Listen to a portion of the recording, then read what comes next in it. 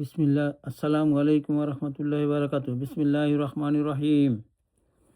হযরত আবু যর রাদিয়াল্লাহু আনহু থেকে বর্ণিত, তিনি বলেন, রাসূলুল্লাহ সাল্লাল্লাহু আলাইহি ওয়াসাল্লাম বলেছেন, আমি যা দেখতে পাচ্ছি তোমরা তা দেখতে পাচ্ছ না। আকাশ উচ্চস্বরে শব্দ করছে, আর এর উচ্চস্বরে শব্দ করার অধিকার আছে, কেননা তাতে 4 আঙ্গুল পরিমাণ জায়গাও খালি নেই। বরং ফেরেশতারা তাতে আল্লাহর জন্য সেজদায় তাদের কপাল ঠেকিয়ে রেখেছেন। আল্লাহর শপথ, আমি যা জানি যদি তোমরা তা জানতে পারতে তাহলে তোমরা অবশ্যই হাসতে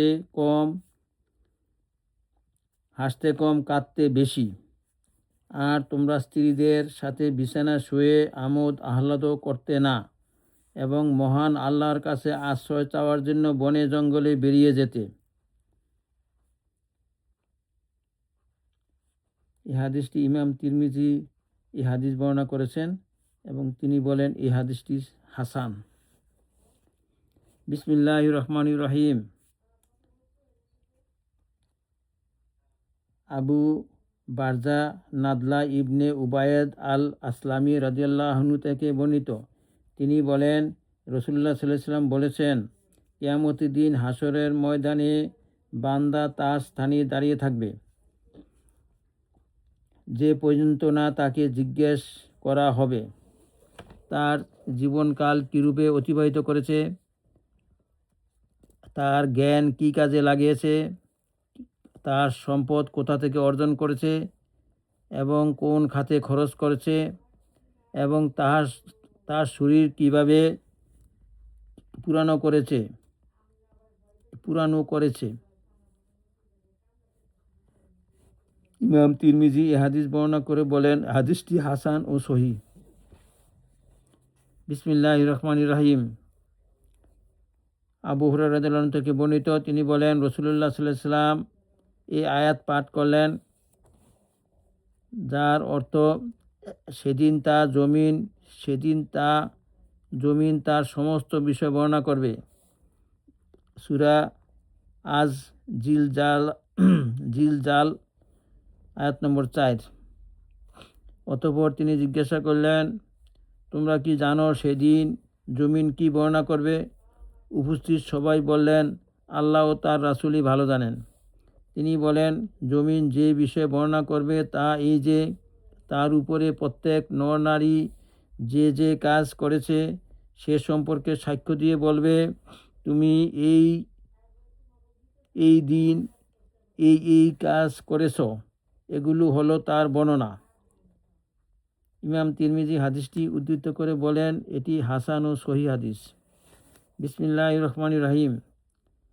হযরত আবু সাঈদ আল খুদরি রাদিয়াল্লাহু আনহু থেকে বর্ণিত, তিনি বলেন, রাসূলুল্লাহ সাল্লাল্লাহু আলাইহি ওয়াসাল্লাম বলেছেন, আমি কিভাবে নিশ্চিত বসে থাকতে পারি অথচ সিংহাধারী ফেরেশতা ইসরাফিল আলাইহিস সালাম মুখে সিংহা লাগিয়ে কান খুলে অপেক্ষা করছেন কখন তাকে ফু দেওয়ার আদেশ করা হবে, আর তিনি তাতে ফু দেবেন। মনে হলো যেন এ কথায় রাসূলুল্লাহ সাল্লাল্লাহু আলাইহি ওয়াসাল্লামের সাহাবীগণ সন্তুষ্ট ও আতঙ্কিত হলেন। অতঃপর তিনি বললেন, তোমরা বলো, আল্লাহই আমাদের জন্য যথেষ্ট এবং তিনি খুবই উত্তম অভিভাবক। ইমাম তিরমিজি এটি বর্ণনা করে বলেন, হাদিসটি হাসান।